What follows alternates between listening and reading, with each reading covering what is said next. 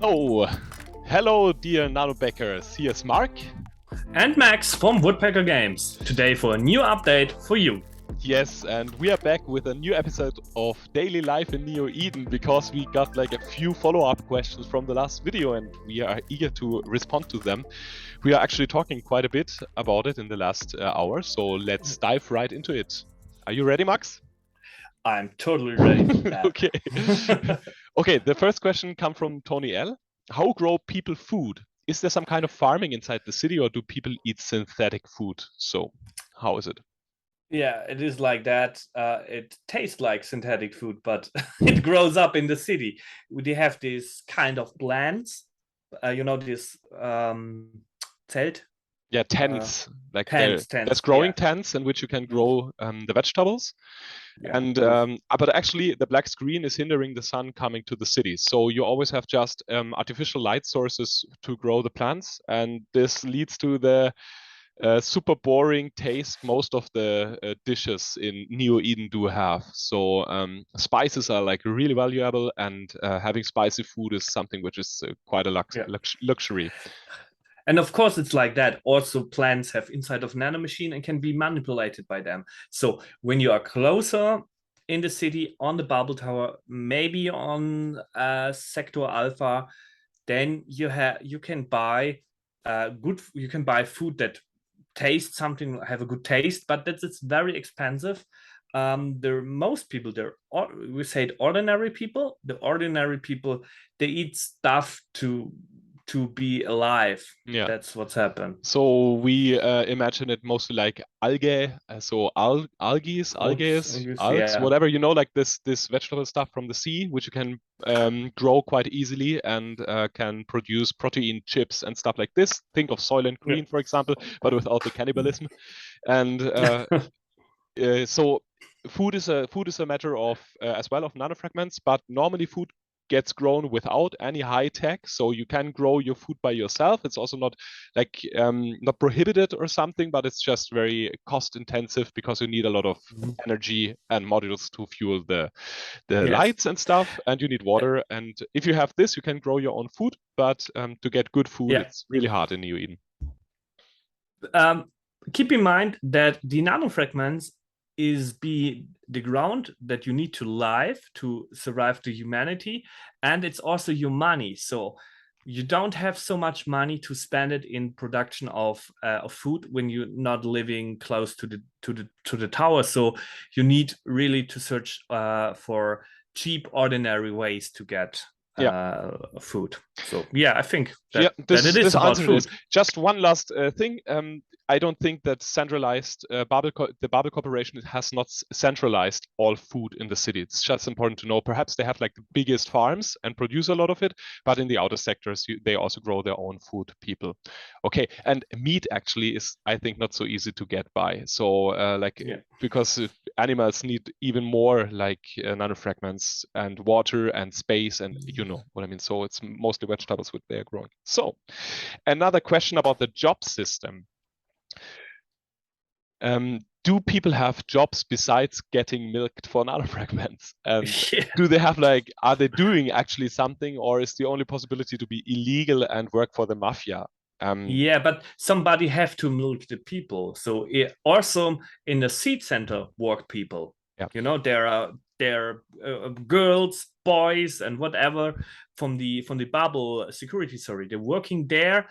And milk the people. So yes, of course, there's our shops, but it's most help me with my English. So I think employment is mostly a matter of the Babel Corporation. Like the Babel Corporation is the thing in Neo Eden. Most people which live in Sector Alpha, or all people who live in Sector Alpha, are in some way working for the Babel Corporation, or at least fulfilling the needs of the Babel Corporation. So if you're not employed at the Babel Corporation, you're perhaps an electrician who does like the maintenance for the server network. If you are you can have like normal craftsman jobs, because we all need like farmers, we need bakeries, we need all this stuff which a normal city also needs. And you get the education via the Babel system in the sector alpha, and then you perform your job and you get paid by other people by their nano potential, by their nano fragments. So this is also the money of this area, but you can also in sector beta, sector gamma, there's not such a great employment for the Babel Corporation. There are people which are employed at the Babel Corporation, but it's mostly people there are living their own lives and get not surveillanced so hard by the corporation. So people there are just doing what they can. They are doing what they learned. They have an education system which is very freely and open, like just somebody saying, I need another electrician. So how about your son? Can he come to me? I will show him everything. And people are there working for nanofragments, but as well just for so that other people give something back, whatever it is. It can be material, it can be vegetables, it can be food, it can be technique, it can be just another job they are doing for you. So it's more like it's a very open trading system. Yeah, maybe you can say the nanofragments you have in your product in your body, you give fragments away to the Babel Corporation.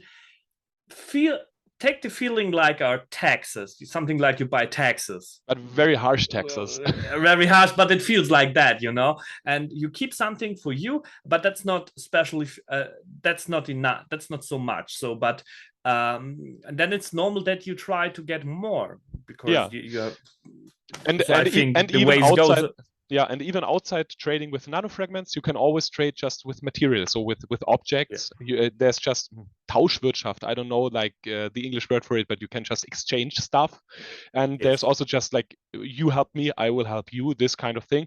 So which is it's very important to think of the whole Neo Eden system as something which is very centralized, closer to the Babel Tower. It gets more sci-fi, it gets more absolutistic, it gets more high-tech.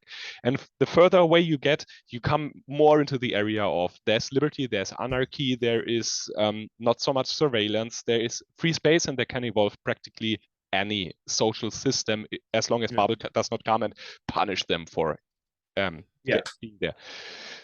So can you give us some insights in cults or religions that occur in Neo Eden? Awesome question. Awesome question. The most religion is the Babel religion. Oh, yeah. The most thing people are trying to be, or they're working for, is the company. It's the ideology. The ideology of the company, what rules the world, and what are you thinking, what do you feel. That's the main thing. Close to the Babel, it's always like that. You're close to the tower. You have a lot of.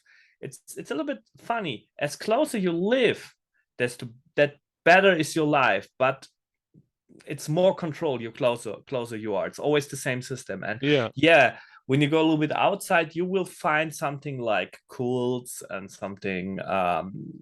It's very hard. We can say anything about this kind of cults because you will meet them. Yeah, there's a few which we will show you in the game, so we don't want to spoil you, but let's keep it general. Like during the Babel Corporation has no religion in itself, so don't think it's in any way religious, like really religious in a way of like evolving your consciousness or having ceremonies. Ceremonies it does have, but it's more like it's a super absolutistic and at the same time capitalistic system which they produced, and like being a good corporate slave like is the main goal of all people. And if you're a good corporate slave and you're working hard and you're really giving in the system, you can get promotions and you can get like graded up and stuff like this. And if you're not working so good, you just get like harshly graded down until the point that you have to leave sector alpha. So religion is the wrong word, but Babel Corporation and working for the Babel Corporation is like the main thing for the people in sector alpha. Believe that we never talk about this guy Babel, but he's a great scientist. Yes, he's a mastermind. He's a mastermind, and he do a lot of good things for humanity in the past. So believe us that. Yeah, he destroyed the Zulu, for example. Like best thing he ever did. Cults and religion that occur in Neo Eden. Then there is one thing which I wanted to say as well. Like, even though the Babel Corporation is like the main religious thing which is going on, even though it's not a religion, there's still these old religions can like have still their place in Neo Eden. There can be people who are Christian, there can be people who are Buddhistic, or who are doing any religion else, but it's not a major part of in any way of the state or something. People are just doing the stuff for themselves, and as long as they don't get into like conflict with the Babel system, no one cares.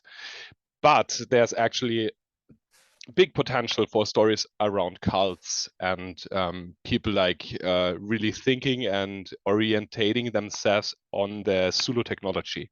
So there, for example, is the nano ether. So it's totally feasible. It's totally imaginable that people are like trying to get into the nano ether, or trying to have a cult which tries to be in this cyberspace, conscious, subconscious network, and see this as a deity, as a god. So this, for example, is totally imaginable. I mean, I won't say that this is what we are telling you in the game, but this is, for example, how a cult could work. Yes. There's also like there could be cults which are like playing with the idea of Zulu being the messianic people bringing salvation to Earth, or the opposite, like being seeing them as demons and as devils.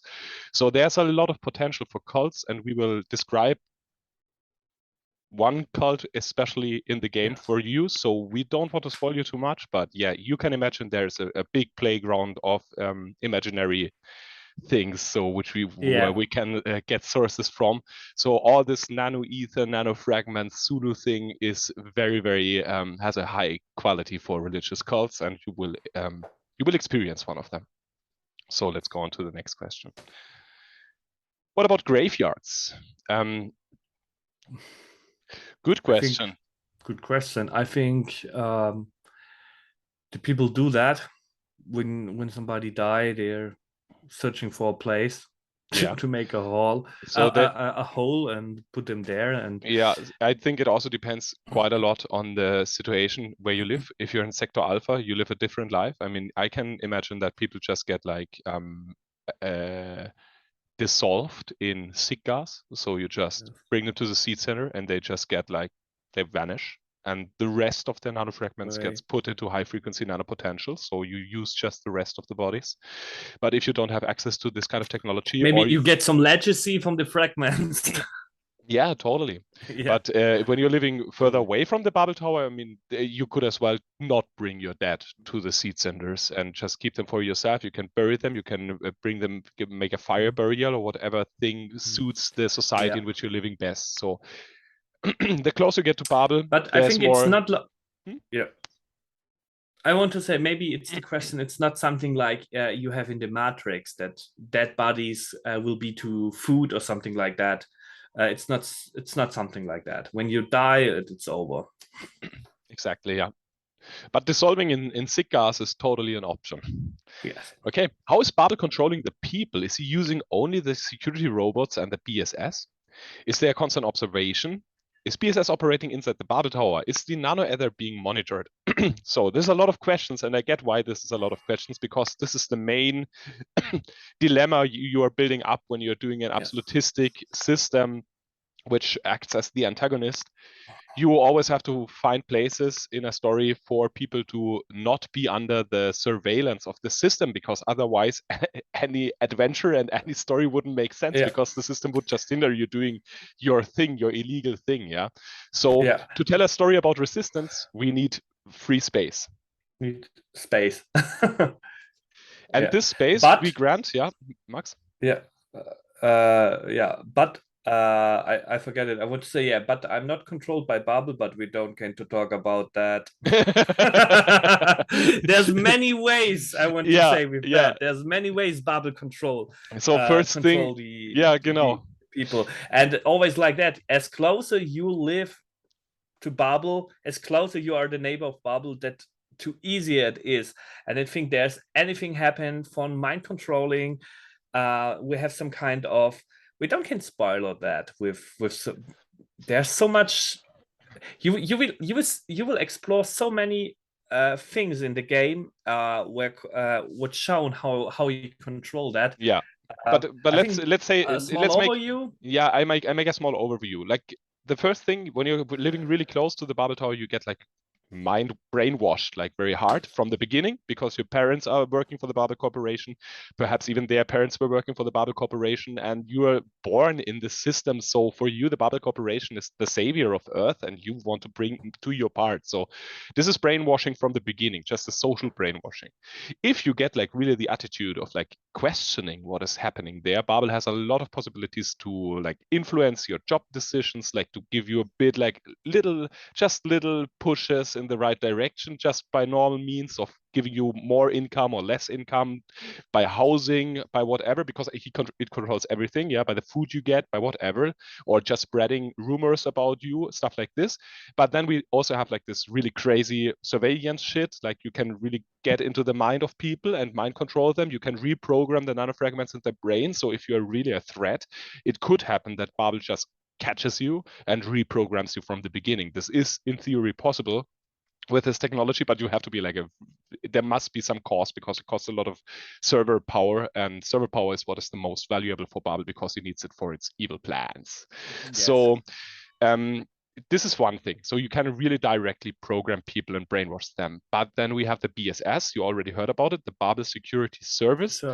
And this thing is a special thing for itself. Yeah, and I think we don't talk so much about them. It's like it's an agency. They can everywhere. Yeah, we have to talk a little bit about it. I mean, we won't spoil them if we just say, if you remember the KGB or like these absolutistic state police things, just imagine it as one of these state police things, which is like much bigger and even more militaristic. Like the KGB was perhaps always like full of agents and dangerous to foreigners and foreign agents. But the BSS is really a military arm of the Babel Corporation. So you have tanks, you have dropships, you have like xenocases and droids. So if they want to interact, like if they want to like get into the action and grab you, they will send like really very strong armed droids to get you. So there's a lot of firepower behind the BSS. It's more than just a secret service.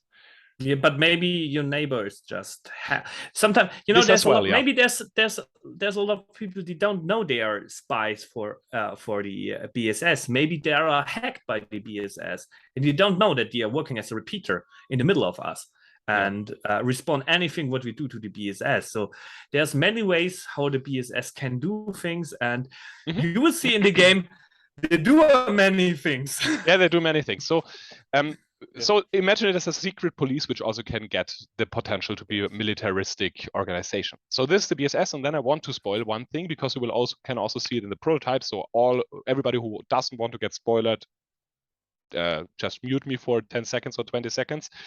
Otherwise, I want to talk shortly about. As long as you see this red box, he spoil you. Okay, yeah. So as long let's begin. You see the red box, he spoil. Because I love this idea and I want to share it with you. So there are also replicants in the city. So there are like puppets of the BSS, androids, which exactly look like people from the city, and mostly they just kill off the people, or if somebody disappears, they just take their place, and they infiltrate the societies. If there is like if Babel thinks this could be dangerous, they sometimes just send a replicant, spy out everything of the society, and then take further actions. For example, getting the BSS there and just destroying the society, or getting everybody in prison, or sometimes just going away as if nothing happened and just go on with their lives. So there are also replicants in our game.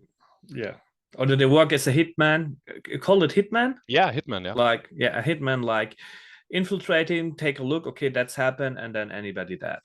Okay, that's all for the spoiler warning. Yeah.